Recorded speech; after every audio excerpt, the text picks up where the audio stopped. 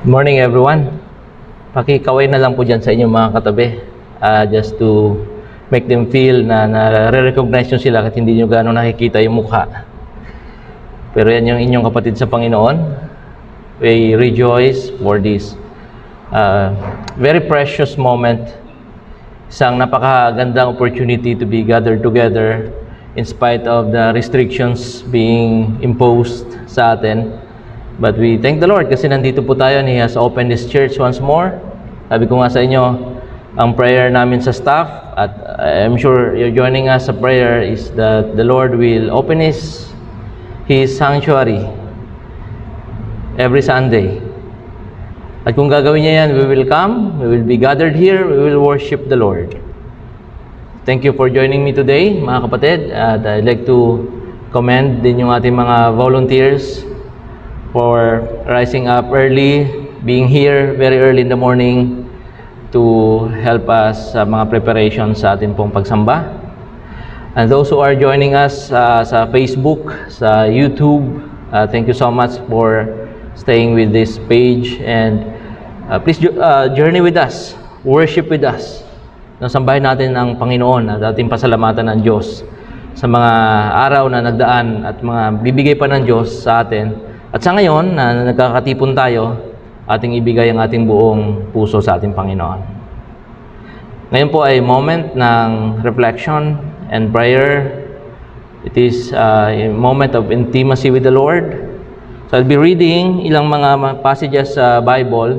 Gawin natin itong reflection, then we will come to the Lord in prayer. Okay? I'll be reading Ezekiel chapter 43, 1 to 7.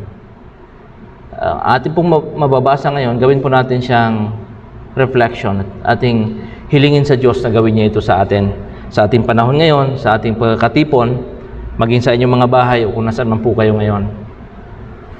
Sabihin ko po sa inyo, Then the man brought me to the gate facing east, and I saw the glory of the God of Israel coming from the east. His voice was like the roar of rushing waters, and the land was radiant with His glory. The vision I saw was like the vision I had seen when He came to destroy the city, and like the visions I had seen by the Kebar River, and I fell face down. The glory of the Lord entered the temple through the gate facing east. We need that, no? The glory of the Lord filled the temple. Naway punuin ng Diyos ng Kanyang presensya, kawalhatian ng atin pong kinalalagyan sa ngayon. Let's continue reading. Then the Spirit lifted me up and brought me into the inner court, and again, the glory of the Lord filled the temple. While the man was standing beside me, I heard someone speaking to me from inside the temple. He said, Son of man, this is the place of my throne, and the place for the soles of my feet. This is where I will live among the Israelites forever.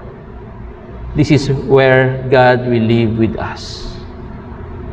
Let us pray.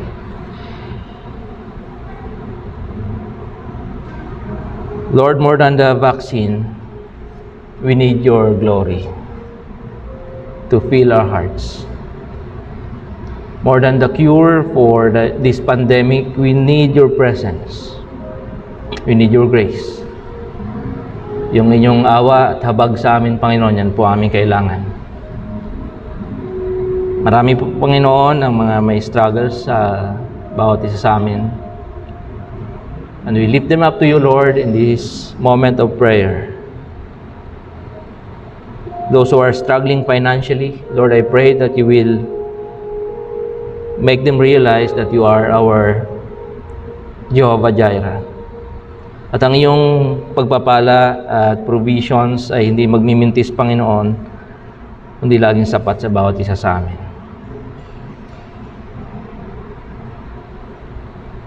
Lord, we have friends and brothers and sisters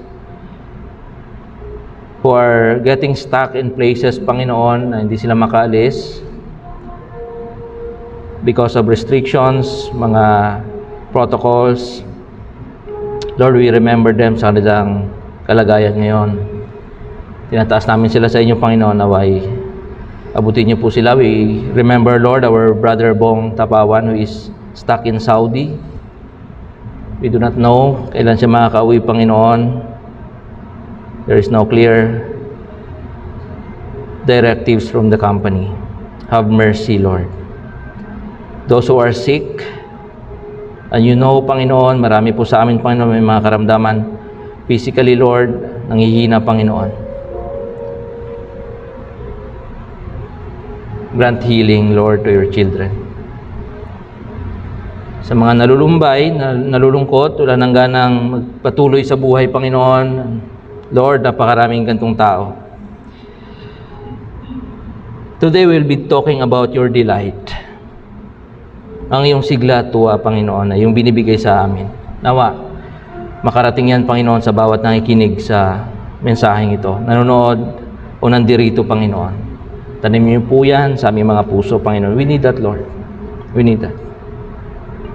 Praying also, Lord, sa aming mga kapatid na mga Kristiyano all over the world na may mga ganitong gawain. Lord, pagpalain niyo po sila at samahan. Mag-manifest ang inyong banal na presensya sa kanilang mga pagtitipon. Kalingain niyo sila, Panginoon. Katulad ng inyong pagkalinga sa iglesyang ito, Panginoon Diyos. Empower your preachers, the teachers of your word, Panginoon, na mamakita sa kanilang mga buhay ang kanyang kapangyarihan at kaluwalhatian. Sa aming kalagayan ngayon, Panginoon, namin tinataas ang bawat isa na nandirito. Be with us, Lord. Nawa ang aming mga papuri, pasalamat, panalangin, pagsamba ay tunay na magbigay sa inyo ng kapurihan at kaluguran. In Jesus' name we pray. Amen. Amen. Mga kapatid, tayo pong lahat ay tumayo. Yandan natin ang ating mga buhay, ating mga puso, ating mga kalooban, ating buksan sa ating pong pagsamba. Ating pong purihin ng Diyos sa pamamagitan ng mga awitin. We will be singing 2 songs. Mga kapatid, please join us. Let us pour out our hearts to our God.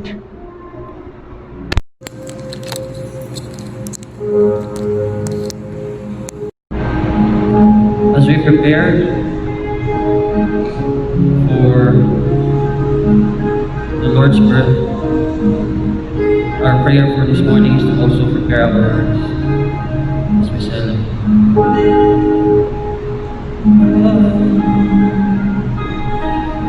Come rejoice this day.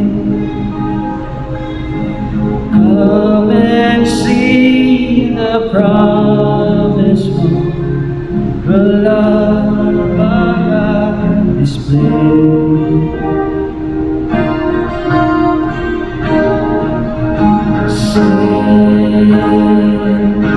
Sing the angels' song, joining singing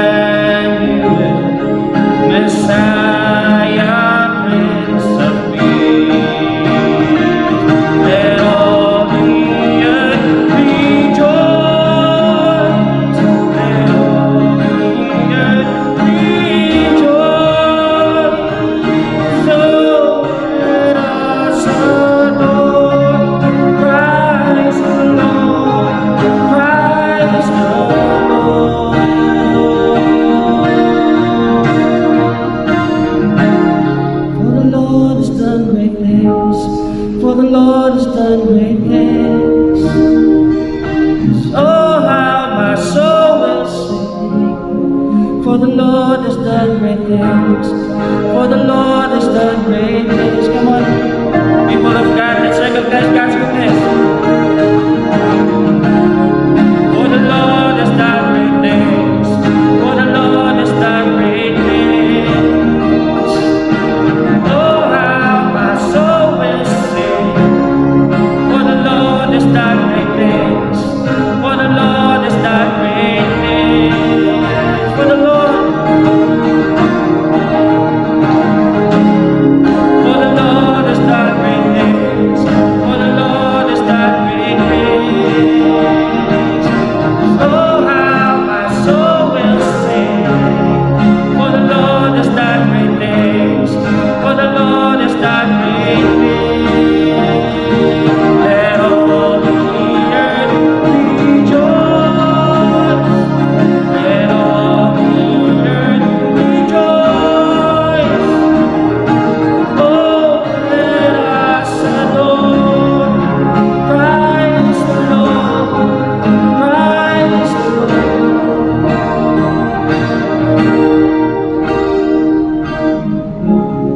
For the Lord has done great things.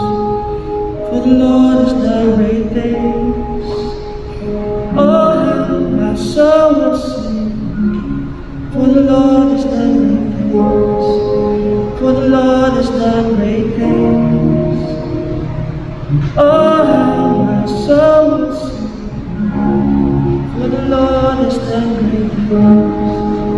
For the Lord has done great things. Lord, we thank you that we still have something to celebrate. Hindi lang yung kapanganakan niyo, kung hindi yung kabutihan niyo sa amin. And really, thank you, Lord. You have been so good to us. Love you, Lord. Oh, your mercy never fails me. All my days I've held in your hands. The moment that I wake up until I lay my head, I will say the goodness of God. All my life you have been faithful. All my life you have been so good. With every breath that I am able, I will sing the goodness of God.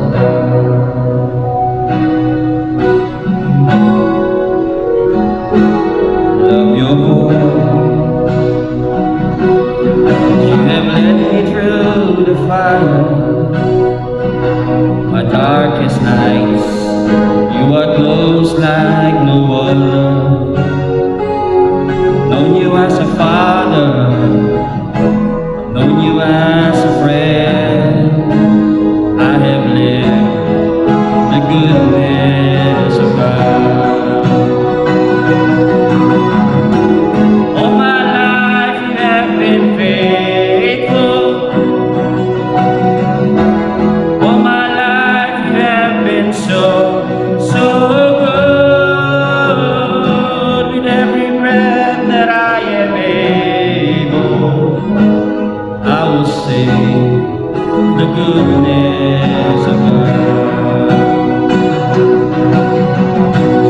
Your goodness is running after me. Your goodness is running after me. With my life laid down, surrender now, I give you everything. Your goodness is running after me.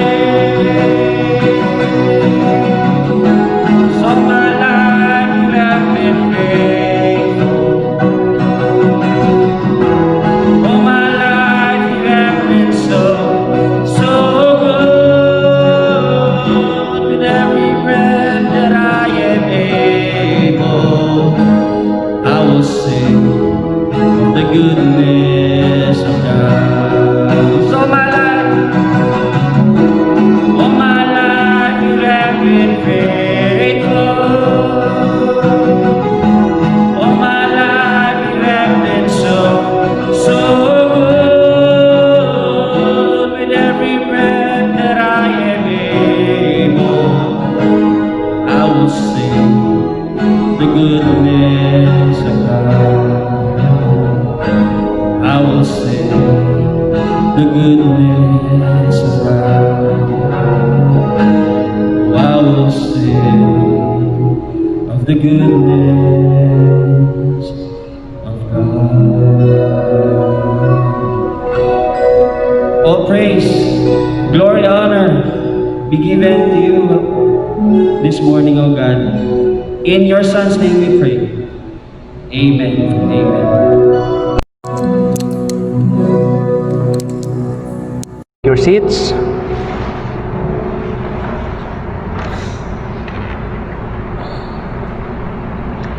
Morning again, mga kapatid. Let's begin our study of the Word of God. Today's title is The Promise of Protection and Delight. Ang pangako ng pagbabantay ng Diyos at sa kanyang galak o tuwa sa kanyang mga hinirang. The title is a derivative of Zephaniah chapter 3. Verses 14 hanggang 20. Pero bago po tayo magbasa ng scripture, mga kapatid, ilang mga bagay lang po ang gusto kong banggitin sa atin kasi pinag-uusapan natin yung The Promise of Better Days na atin pong series ng buwan ng Kapaskuhan kasi nag-umpisa tayo ng November hanggang ngayon pong December. Ay atin pong pag-uusapan yung mga pangako ng better days, yung mga magagandang araw na hinanda sa atin ng ating Panginoon. Itong pangakong ito is from the Lord. Huwag po natin kalilimutan na hindi po tayo nag-imbento na sana magkaroon ng better days to come. But it is God's promises sa atin. No? It is God's promise, rather. And since it's from the Lord, He will see to it na ito po yung mangyayari. He will fulfill it sa ating mga buhay, mga kapatid. Well, dumating ito sa atin pero malayo po yung pinanggalingan po nito, mga kapatid. It was a promise given to the people of Israel. And it was fulfilled. Pinag-usapan din po natin sa ilang mga Sundays na nandito po tayo, yung dalawang phrases na binabanggit ko sa inyo. Pagdating sa mga pangako ng Panginoon, lagi nating tandaan, it is always God's term. God's term. Hindi po natin ito term na iniisip natin, tapos mangyayari sa atin kasi ginusto natin. It is God's term. No, siya yung may akda nito. Siya rin magpapatupad nito. Pangalawa, God's time. Huwag niyong kalilimutan. Ang pangako ng Panginoon, hindi mo yan pwedeng madaliin. Hindi mo pwedeng apurahin. Kundi laging nasa timing yan. At ang Panginoon nagdidikta po niyan. Dahil ito pong mga ito ay mga pangako ng Diyos, it will remain fulfilled, no? And will be fulfilled. It is being fulfilled sa atin ngayon, and it will be fulfilled in the tinatawag natin sa Greek na palingenesia, or the renewal of all things. Ito pa po, mga kapatid, dadagdag ko sa ating pag-uusap ngayon. Ang pangako ng Diyos, Christian hope, na galing sa kanyang promises ay lagi hong merong kaakibat yan na pangyayari sa future. It is always futuristic. No? Mangyayari siya ngayon, pero ang ultimate fulfillment yan ay sa future. Yung tinatawag natin na pagbabago, the renewal of all things. Kailan po ito? Sa muling pagbabalik ng ating Panginoon. Huwag niyo itong makakalimutan. So anong sinasabi ko dito? It is a continuous promise.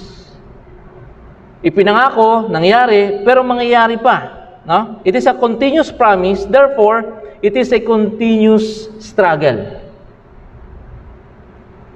of waiting and watching until Jesus returns.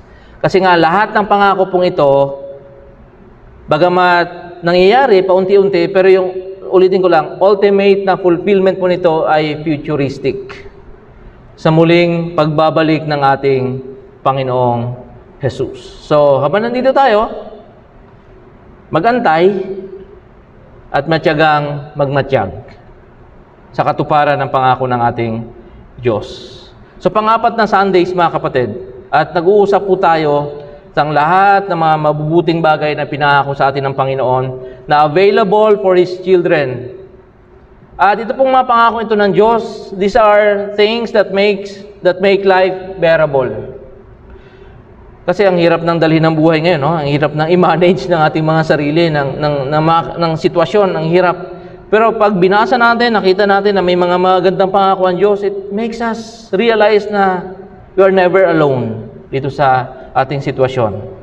Na ang buhay ay kaya nating ipamuhay sa bawat araw. At mayroong mga opportunities for us to enjoy in the midst of trouble.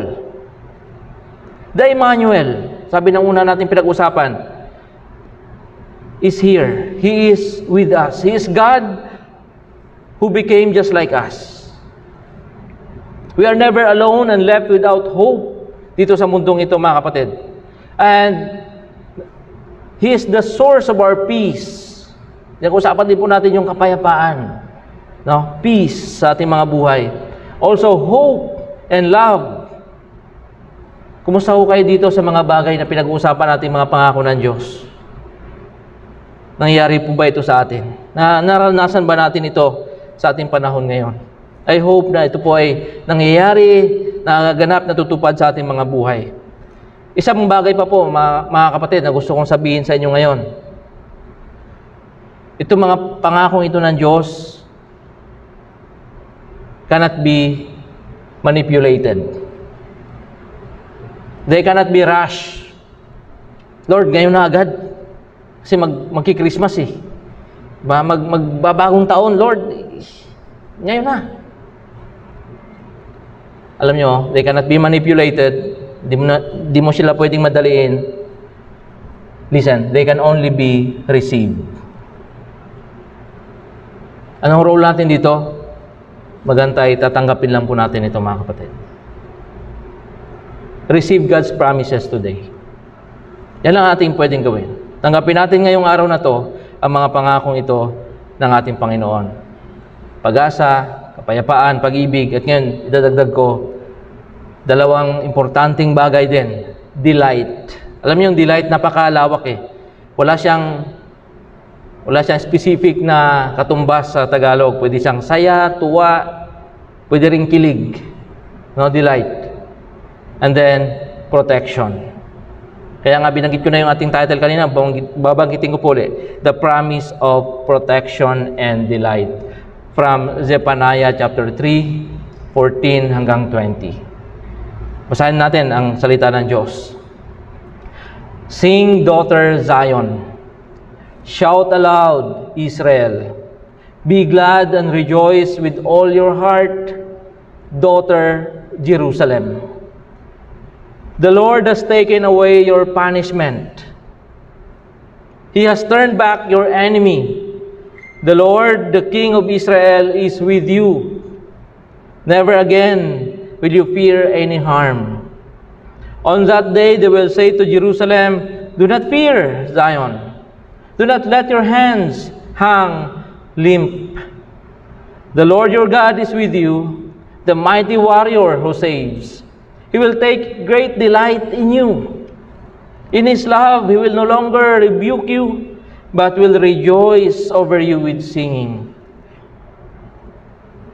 I will remove from you all who mourn over the loss of your appointed festivals, which is a burden and reproach for you. At that time, I will deal with all who oppressed you. I will rescue the lame. I will gather the exiles. I will give them praise and honor in every land where they have suffered shame. At that time, I will gather you. At that time, I will bring you home. I will give you honor and praise among all the peoples of the earth when I restore your fortunes before your very eyes. Ito ang sabi ng Diyos. Ito ay mga salitang nanggaling mismo sa ating Panginoon. The word of life that gives blessings to His children. Let us pray. Father, with all the problems we are experiencing down here, Lord, dami, Panginoon, I pray, have mercy. Yan lang kaya namin sabihin, Panginoon, mahabag po kayo sa amin. People are depressed, people are lonely, people are committing suicide en masse. Dami, Panginoon, nagko-commit ng suicide. People are emotionally and spiritually paralyzed. We have become like sheep without a shepherd. Lord, isang bagay ang aming hinihiling sa inyo ngayong umagang ito, Panginoon. Give us your joy and delight, so we can continue serving you sa kabila ng mga nangyayari, Panginoon, sa aming mundo. Speak to us, Lord. Mangusap po kayo, Panginoon. Make us feel your presence, your holy presence that is both gentle and terrifying. Fill our hearts with joy. Give us delight this morning. In Jesus' name. Amen. Amen. Noong November 28, mga kapatid, itong taon na to, yung CNN ay nag-publish po sila ng article ng may ganitong title. In Japan, more people died from suicide last month, tinutukoy yung October, than from COVID in all of 2020.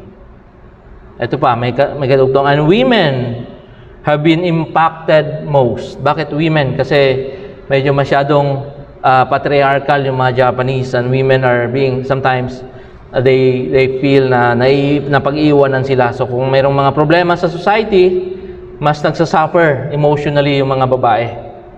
So can you imagine, sabi dito, why is it happening in Japan when in fact there is no lockdown in Japan? Alam niyo po ba yun? Nag-lockdown ang buong mundo except Japan. Wala silang lockdown. At napaka-konti lang nang namatay sa COVID. Kung gusto niyo ng data, ang namatay po, total COVID-19 na death sa Japan ay 2,087. Siguro nadagdagan kasi December na ngayon, last month na data ito. 2,087 ang namatay sa COVID sa Japan. Number of suicide, however, in Japan, in the month of October alone, mga kapatid, ay tumaas po ng 2,153. So ang COVID, 2,087, ang nag-suicide, 2,153 ang bilang. Inalaman, anong mga reasons, primary reasons why people in Japan are committing suicide? Number one, mass unemployment. Can you believe this? Walang trabaho. And if you are employed in a Japanese company, you should be glad, should be thankful. Kasi yung mga Hapon, na sila may-ari ng mga kumpanya na pinagtatrabahoan ninyo, wala silang trabaho. Mass unemployment. Number two, social isolation. Yung, wala namang lockdown eh, pero feeling nila na-isolate sila, nahiwalay sila. No? Number three, anxiety. Pagka-balisa. Question, can we blame the Japanese? No. Pwede ba natin silang sisihin? Palagay ko hindi. It is a real struggle. And many of us here, mga kapatid, if you will be honest, are silently suffering from the same symptoms. Nahiya tayo magsabi na depressed tayo, anxious tayo. Feeling natin na isolate tayo, nahiya tayo magsabi. Pero yung mga symptoms na yan, maaaring nandyan sa atin. Kaya nga, sa araw na to, I pray that the Lord will give us one thing. Delight. Yung ganang mamuhay. Ito yung tinatawag kong galak. Ibigay sa atin ng Panginoon. Yung tuwa at ganang mabuhay sa mundong ito. Yan ang aking definition ng delight. Kasi wala siyang direct equivalent sa ating word. Depende kung paano mo siya gagamitin. Yan ang panalangin ko sa atin. Bigyan tayo ng Panginoon ng galak, bigyan tayo ng tuwa at ganang mabuhay sa mundong ito, mga kapatid. Kung atin pong titingnan, nakikinig kayo at talagang na-absorb ninyo ating mga mensahe sa series na to, naka-focus po ito sa dalawang bagay. Number one, Pronouncement of judgment. Paulit-ulit yan. Jeremiah, Isaiah, kung ano ng mga books na natin pinag-uusapan sa Bible, lagi nang pangunahin dito, pronouncement of judgment. Number 2, promises of restoration. Yan lang po, umiikot dyan yung ating pinag-uusapan. At itong ating binasa, si Zephaniah or Sophonias sa inyong mga Tagalog ng mga Bible, ganoon din yung kanyang mensahe. Tanong, sino na dito nakabasa ng Book of Zephaniah? Only 3 chapters. Meron na ba sa inyong mga kapatid? I hope nabasa po ninyo ang Book of Zephaniah. Very short. Alam nyo, maiksihan, but it is one of the most powerful books when it comes to judgment, yung paghusga ng Diyos, at yung restoration. Paano niya naman i-restore yung kanyang mga hinirang. Like many prophets before and after him, Zephaniah preached a balanced message. Ano yung balancing mensahe ni Zephaniah? Doom and restoration. Doom, ibig sabihin po ay pagkawasak at restoration. Ang pangalan niya, Zephaniah, means hidden or protected by Yahweh. Mayroon pong meaning ito, mga kapatid. Bakit hidden or protected by Yahweh? Yung context niya tells us, bakit yan yung kanyang pangalan? Well, kung tatanungin nyo, sino yung mga kasabay niya, pastor, na nagmensahe noon, nagprophesy noon? Contemporaries po niya si Nahum, si Habakkuk, tsaka si Jeremiah. Sila po yung nabuhay doon sa particular na bahagi ng history ng Judah o Israel. Isa po sa mga kahangahangang karakteristik ng prophet po na ito is that he belonged to the royal family. Siya po ay dugong bughaw sa ating salita. Siya po ay nakatira doon sa mismong Jerusalem. The great and righteous king Hezekiah. Remember Hezekiah sa Isaiah? Yung righteous na hari doon, anak ni Ahaz. Di ba yung pinag-usapan natin nung pinakaunang nagbukas tayo dito si Ahaz? Nakaanak siya si Hezekiah. Kung gaano kasama si Ahaz, ganoon naman kabuti si Hezekiah. Now, Hezekiah ay great-great-grandfather ni Zephaniah. Okay? Sabi dito, Zephaniah chapter 1 verse 1, basahin natin. The word of the Lord that came to Zephaniah, son of Cushi, the son of Gedaliah, the son of Amariah, the son of Hezekiah, during the reign of Josiah, son of Ammon, king of Judah. Now, these kings ay mga kamag-anak ni Zephaniah. What is more exciting, mga kapatid, sa taong pong ito, was he lived, namuhay siya, doon sa ilalim ng pinakamadilim na bahagi ng history ng Judah. Under his great-grandfather, Manasseh. Now, kailangan nating i-explain ng konti ito para magkaroon tayo ng idea, kaalaman, gaano ba kagulo ng mga panahon na yon at gaano ka-unique yung situation ng prophet na to na si Zephaniah. Now, Manasseh, or sa mga ibang nagpipreach, Manasseh, was born when Hezekiah's prayer was granted and the Lord gave him another 15 years to live. Now, if you know the story, si Hezekiah, he was confronted by Isaiah. Karoon sila ng gap sa relationship. At sabi ni Lord kay Isaiah, punta mo si Hezekiah, sabi mo sa kanya, mamamatay na siya sa sakit niyan. Hindi na siya makaka-recover dyan. Because he was a righteous king, he prayed. Lord, sabi niya, baka naman, pwede pang makipag-bargain sa'yo. So sabi ng Panginoon, sige, puntahan mo ulit si Hezekiah, tell him, another 15 years. Doon sa 15 years na yun, nagkaanak siya. Unfortunately, itong anak niya si Manasseh, siya po ang pinakamasamang pwede mong isiping hari na nabuhay sa Israel. Okay? Masahin natin. Isaiah chapter 38 verse 5. Sabi dito, go and tell Hezekiah, this is what the Lord, the God of your father David says, I have heard your prayer and seen your tears. I will add 15 years to your life. At yun nga, sinasabi ko sa inyo, pinanganak si Manasseh dyan sa period na yan. At alam niyo po ba, Sabi ng Old Testament scholar na si Bernard Anderson, ang tawag niya kay Manasseh ay the villain of Judah. The villain is, nanonood kayo ng pelikula, yung kontrabida. Yun yung villain. Siya po yung pinakamasamang hari, mga kapatid. Isipin nyo lahat ng masamang hari, siya ang pinakamasamang hari na namuhay sa Israel. Now, kung gusto niyo basahin yung history sa 2 Kings. Mababasa nyo kung gaano tayo binigyan ng idea, gaano kasama itong taong to. So, kamag-anak niya, yung mismong hari, na namuhay noon, na walang pagkilala sa Diyos. Now, meron tayong isang propeta na royal blood, galing sa marangyang pamilya, propeta ng Diyos, namuhay sa pinakamadilim na bahagi ng history, kasaysayan ng Judah, but remained faithful to God. That's the challenge. Kung ganito yung iyong konteksto, ganito ang iyong mga kamag-anak, ganito ang iyong kultura, paano ka mananatiling tapat sa Diyos?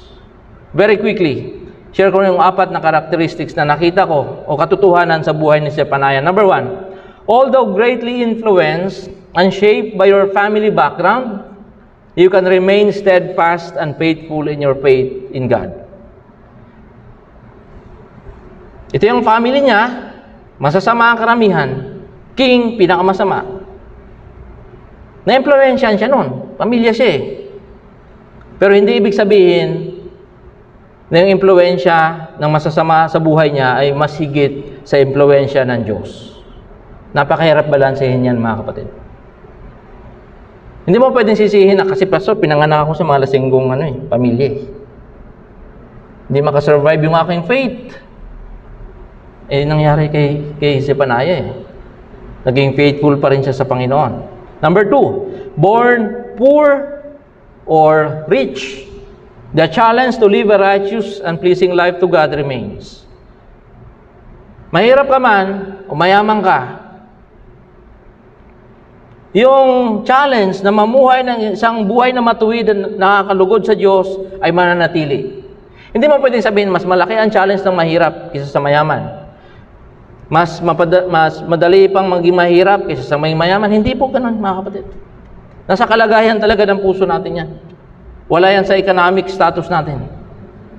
Challenge talagang mamuhay na mayroong katuwiran at katapatan sa Diyos. Number 3, your identity as Yahweh's, ibig sabihin, ikaw ay kabilang kay Lord, must not be confused and compromised. Yung iyong pagkakilanlan sa Diyos ay hindi dapat nako-confuse o nako-compromise with your national and familial identity and loyalty. Ito mahirap sa atin ngayon.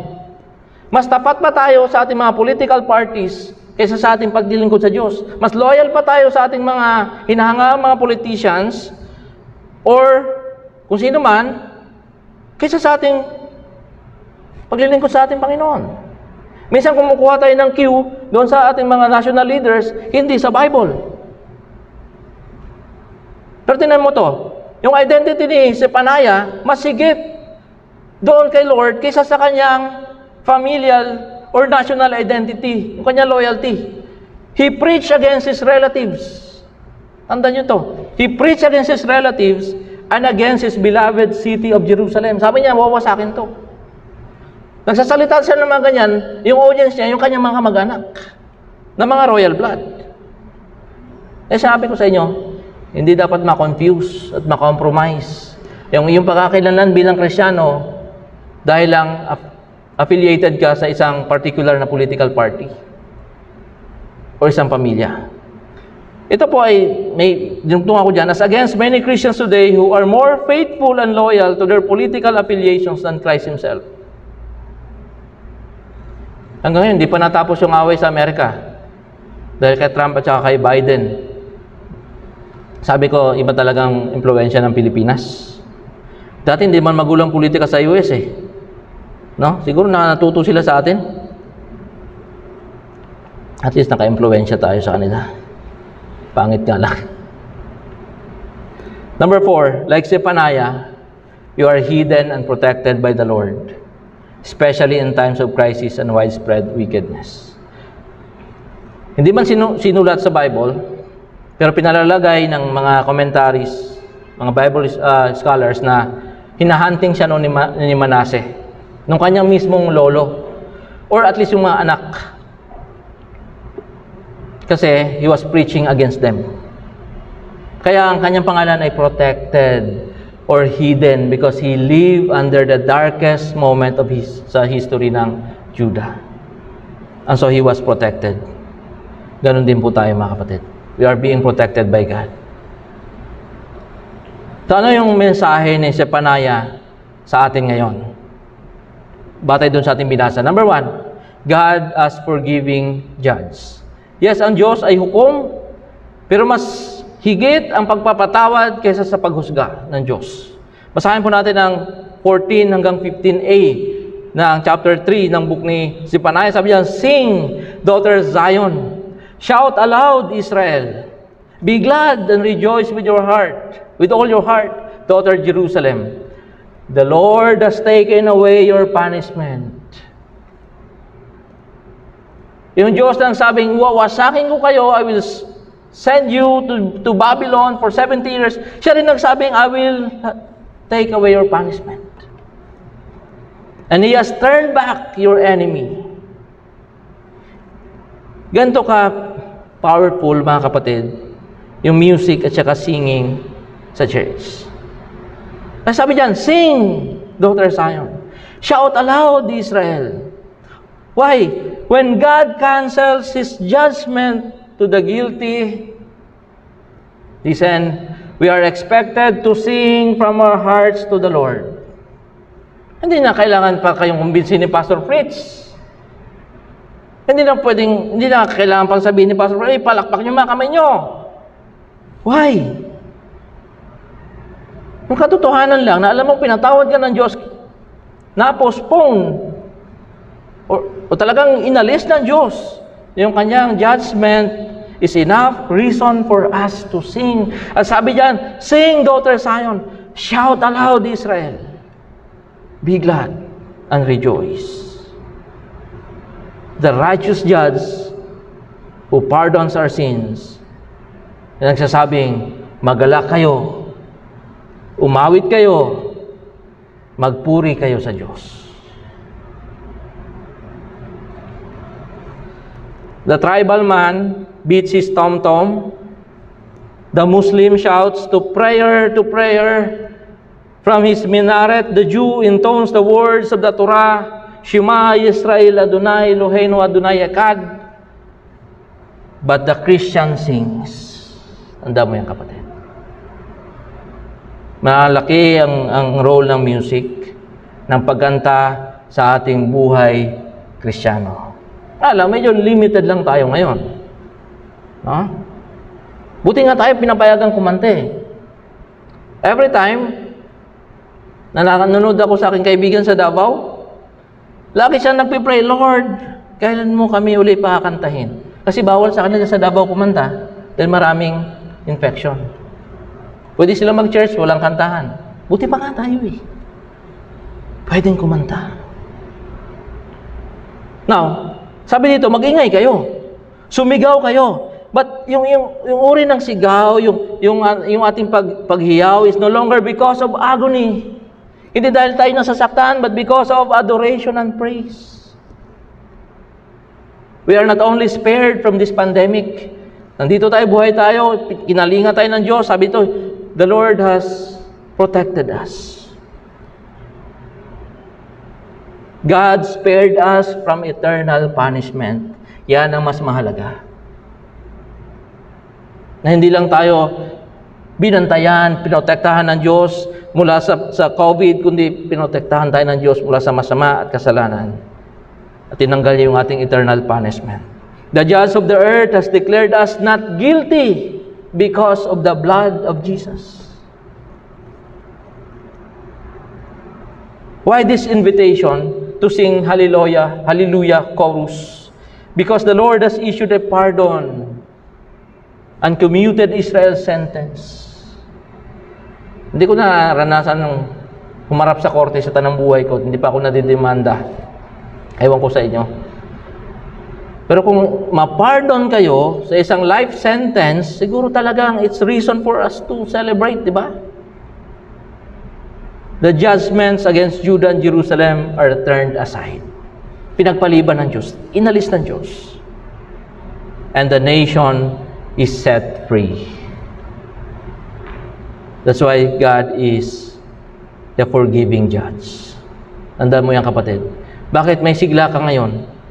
Bakit may joy sa buhay mo? It's because of this truth. Na dapat pinarusahan ka matagal na. Pero sabi ng Panginoon, sa halip na maghumiyaw ka sa lungkot o sa agony, sa sakit, sumigaw ka sa saya kasi pinatawad na kita. Inalis ng Diyos yung judgment. Pangalawa, God as saving King, tagapagligtas na hari and warrior. Ating mandirigma ay ang Diyos. Sabihin po natin, the Lord, the King of Israel is with you. Yan. The Lord, the King of Israel is with you. Never again will you fear any harm. On that day, they will say to Jerusalem, do not fear. Zion, do not let your hands hang limp. Do not fear. Huwag daw tayo matakot. Let not your hands be weak. Ilupay-pay ba? Why? Knowing this is the tender love and care of God for us na nangyayari sa atin, it is being given sa atin, should make us respond sa dalawang magkaibang paraan. Number one, we do not fear. Yan ang mensahe ng Panginoon. Kung gusto mo mamuhay na may delight, may saya, may tuwa sa buhay mo, ngayon, sa gitna ng pandemic, hindi kayo pwede mag-celebrate ng Christmas katulad noon, pero mayroong tuwa sa puso mo. Kung gusto mo mayari yan, do not fear. Sabi niya dyan, do not fear. If the Mighty One loves us and delights in us this way, ano ating ikakatakot? Pangalawa, we let not your hands be weak. Pag mo hayaan na para bang nalulupay pa yung iyong mga kamay. Knowing this mighty Lord of love is for us, we want to be for Him with all of our energy. Lupay-pay na ang mundo, pero mga Kristyano dapat matatag. Hindi ko sinabing triumphalistic na para bang wala yung virus na yan, hindi tayo tinatabla niyan kasi mga Christians tayo, di devotion tayo araw-araw. Hindi ganun ha. Sinasabi ko lang, iba yung ating pananaw sa mundong ito at ang ating lakas ay galing sa Diyos. Kasi sabi diyan, huwag mo hayaang ikay man lupay-pay kasi ako ay sumasayo. Sabi ng Panginoon. Hindi tayo panghihinaan at nawalan ng loob sa paglilingkod sa ating Panginoon. Because the Lord Himself is with us. Kaya sabi ng propeta, fear not. Huwag kang matakot. It is the injunction spoken to everyone na nakaka-encounter sa Panginoon. The near presence of the Lord or the Lord's angel. Pag binasa mo yung Bible, pag naka-encounter yung mga tao ng Diyos o ng anghel ng Diyos o presensya ng Diyos, laging sinasabi ng Bible, do not fear. A presence gracious, but nonetheless terrifying. In this Advent season, for example, Zechariah and Mary both hear those words, fear not. Diba? Nung dumating si Gabriel kay Mary, sabi niya, fear not, Mary. Kay Zechariah, yung tatay ni John the Baptist, sabi niya, fear not, Zechariah. Do not be afraid. Why? Because the King of Israel, the Lord is in your midst. Huwag tayong matakot kasi ang hari ng Israel ay nasa ating kalagitnaan. And this King will not leave us. Ang haring ito ay hindi aalis sa atin. Hindi tayo iiwan. He dwells in the midst of His people. The Lord is here. He's dwelling in our midst so that they need not fear disaster anymore. The Lord is here with us. And He is our King. He is our warrior. Ang sinabi dito, do not fear. Matatakot ka lang naman kung mas mahina pa sa yung kasama mo, di ba? Pero kung alam mong hari at warrior, ang sinasabi, huwag kang matakot. We need that today. Number 3, God as the ultimate source of our delight. Kung kaya ka masaya ngayon dahil masaya ang Diyos sa'yo. Minsan, naisip natin ang Diyos ay malupit, di ba? Parang binabantayan na may scorecard si Lord, nagkamali na naman to si Manny. Uminit naman ang ulo ni Alex. No? Nagnakaw na naman to si ganito. Para may ganon si Lord. Isip natin ganon siya. Pero hindi. Basahin po natin ang 3:17 ng Zechariah. Sabi niya, the Lord your God is with you, the mighty warrior who saves. He will take great delight in you. Can you imagine this?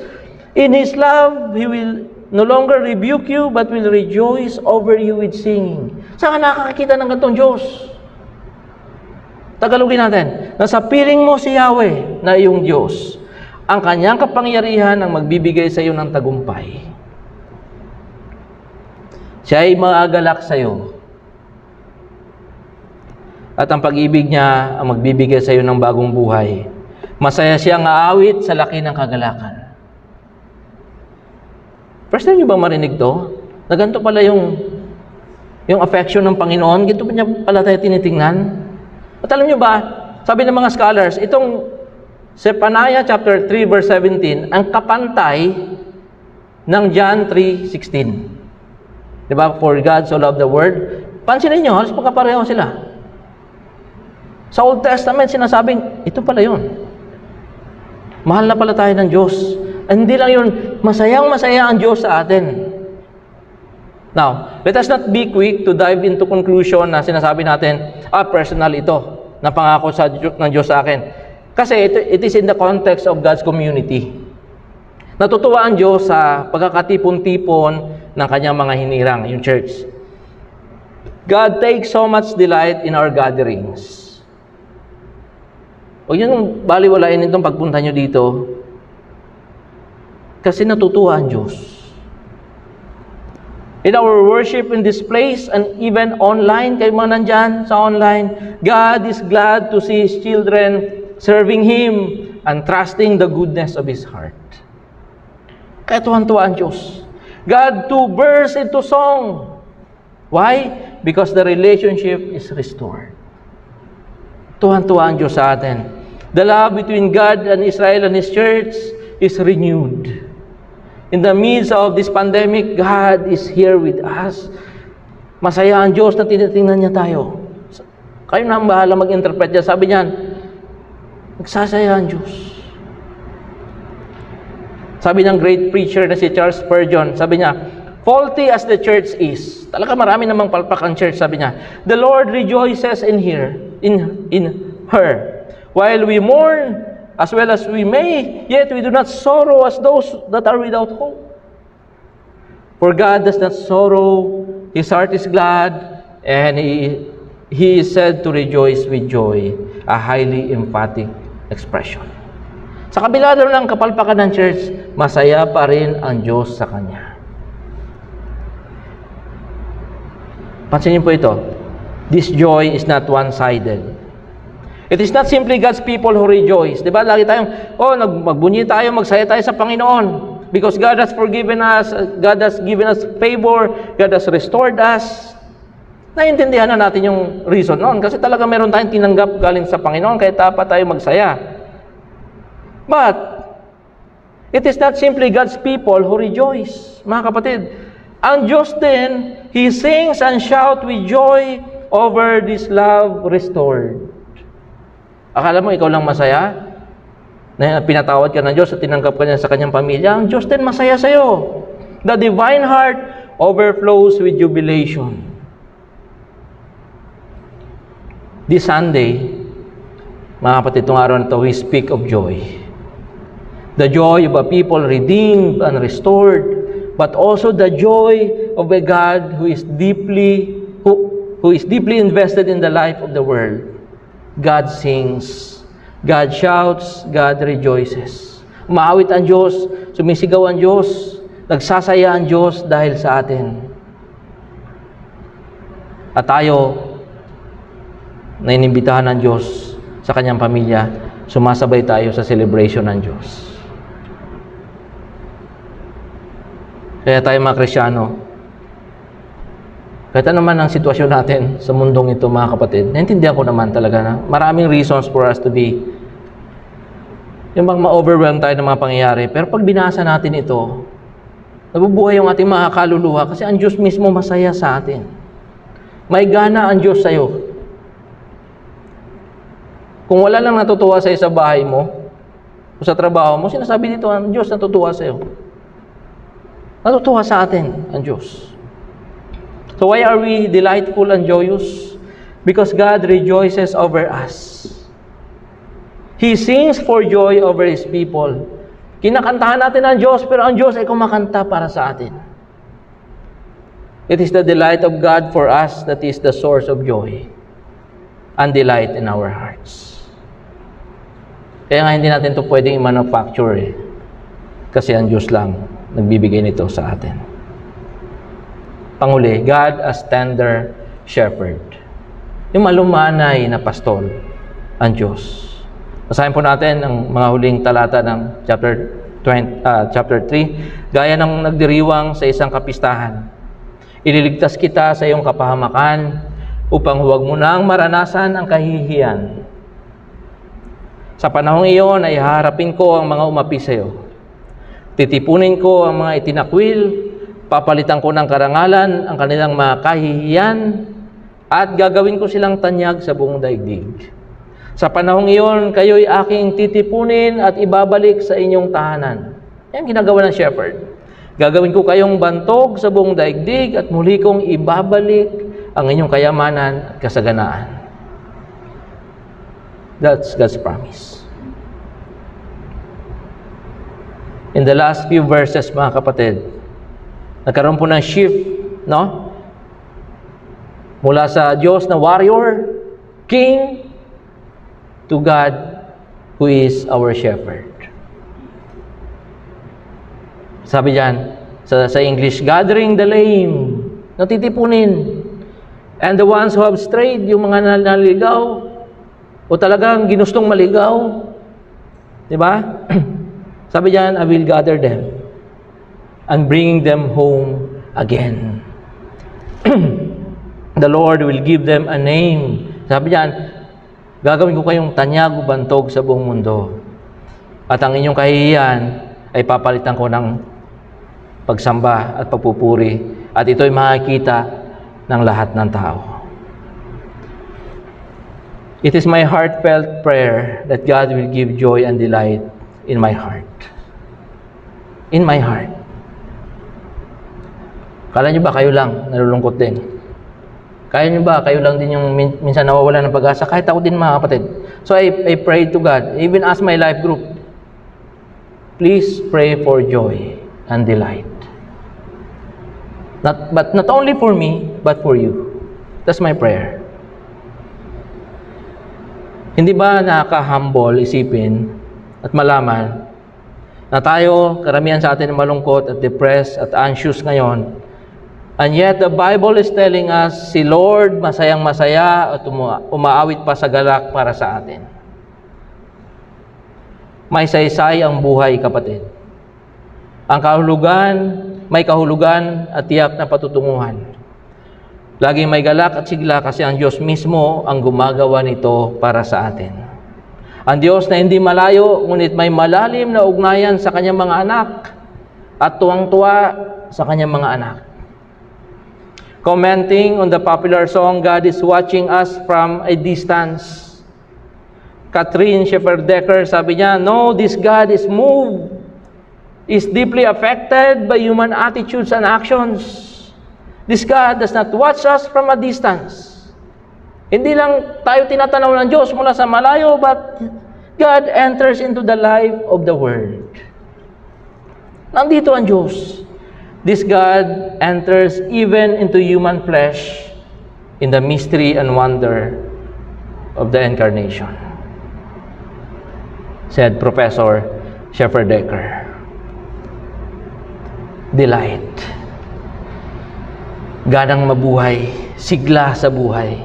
Why? Because God is here. Nung Martes, sinusulat ko po ito, nag-pop up yung mga news sa aking laptop. Exactly 2:31 p.m. Manila time. That's 6:31 a.m. London time. Why? Because Margaret Keenan, a 90-year-old Briton, made history as the first to have received Pfizer and BioNTech's COVID-19 vaccine.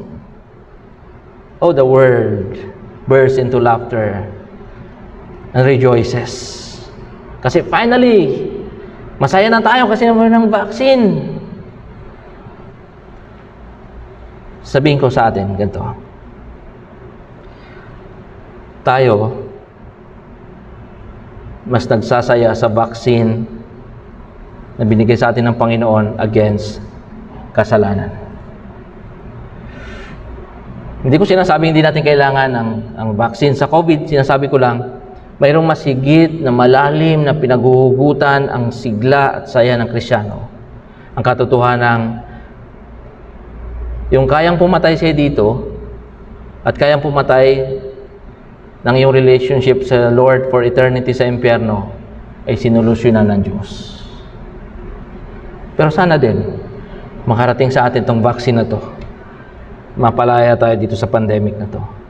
Pero habang hindi pa yan nangyayari, at hindi natin naantayin na dumating yung vaccine na yan bago tayo magsaya.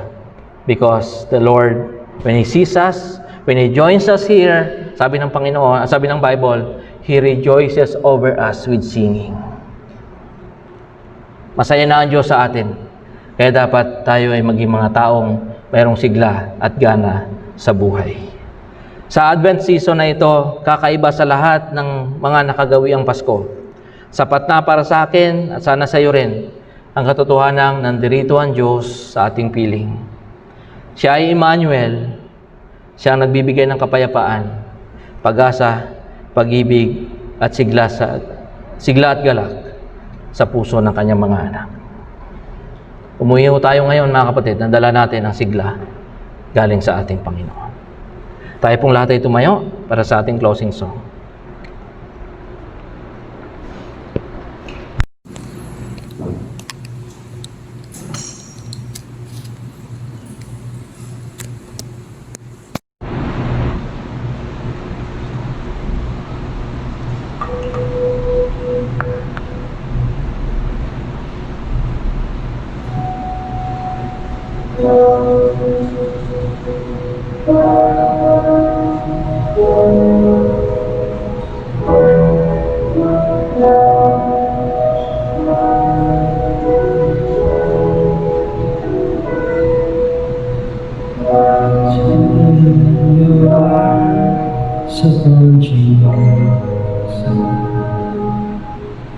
Look full in His wonderful love,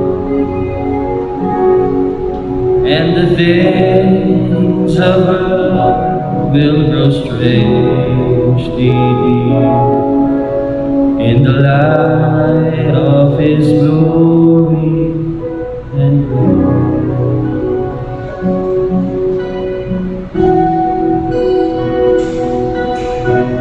Turn your eyes to the hillside, where justice and mercy embrace. There's the Son of God gave His life for us, and our measureless debt was erased. Jesus, to you we lift our eyes. Jesus, our glory and our prize. We adore you, behold you, our Savior ever true. Oh Jesus, we turn our eyes on you.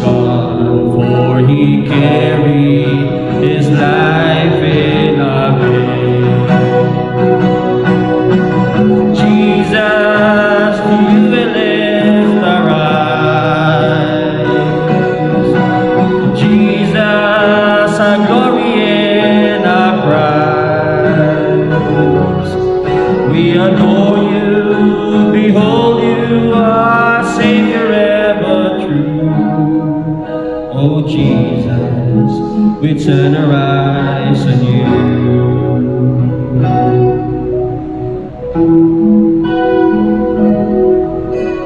Turn your eyes to the heavens. Our King will return for His own. Every knee will bow, every tongue will shout all the glory to Jesus. Jesus, to you we lift our eyes. Jesus, our glory and our pride. We adore you, behold you, our Savior ever true. Oh Jesus, we turn our eyes to you. Oh Jesus, we turn our eyes on you. Oh Jesus, we turn our eyes on you.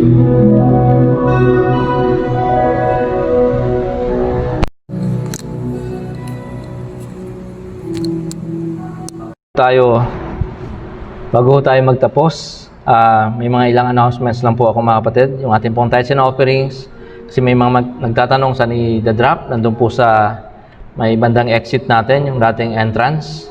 At saan din daw po hinuhulog yung para sa everybody's birthday, natin pong itutulong doon sa mga nasalanta ng bagyo. Dito naman po yun sa may bandang kanan, doon sa inyong pag-exit. Nandun po yung box mga kapatid. And gusto rin po namin sabihin sa inyo na kung kayo po ay nangangailangan ng face mask or face shields, meron po dyan, kuha lang ho kayo ng inyong kailangan para yung iba naman ay makakuha din. Pero pag-exit nyo po, may naka-display po dyan na face mask at saka face shields. Tayo po yung manalangin sa Panginoon. Abba, you have humbled us once more sa iyong mensahe, Panginoon, ng pangangalaga at galak, protection and delight, Lord. Whenever we are overwhelmed by problems, pag sobra-sobra ng Panginoon yung anxiety at saka pag-aalala sa aming mga buhay, remind us that you are our King and our warrior. You are fighting for us. Tinatanggal nyo, Panginoon, naalis nyo, Panginoon, yung fear inside of us with your promise of hope and love. And whenever the world and all its fleeting glories entice us, at kung kami, Panginoon, ay we wander away, alis kami, Panginoon, sa landas na yung binigay para sa amin, bring us back to you and shepherd us, Lord. When our spirits and souls are crushed and living no longer seems enjoyable, remind us that you see us with love and delight, and you burst into singing because of us, your children. Give us that delight in our heart, Lord. We need that today. At sa mga araw na darating, Panginoon, kailangan namin ng sigla at galak sa aming mga puso. Make us happy. Make us joyous. May you, our loving Father, bless and keep us. May you make your face to shine upon us and be gracious to us. May you lift up your countenance on us and give us peace. In Jesus' name we pray. Amen and amen.